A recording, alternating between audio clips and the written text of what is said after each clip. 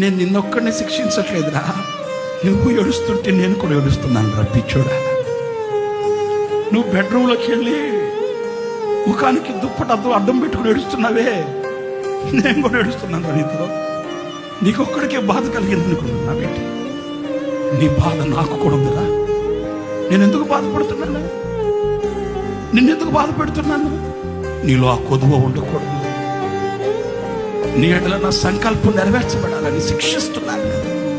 ఈ వాక్యంలో ఎఫ్రాయిముని నేను తప్పక కరుణిస్తాను, అతన్ని విడిచిపెట్టు, తప్పక అతనిని నేను కరుణిస్తాను.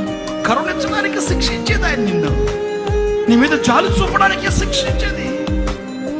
నిన్ను అంతం చేయడు, నిన్ను నవ్వుల పాలు చేయడు, నిన్ను తల తెచ్చుకునేటట్లు చేయడు, నిన్ను తలగా చేయడానికే శిక్షిస్తున్నాడు.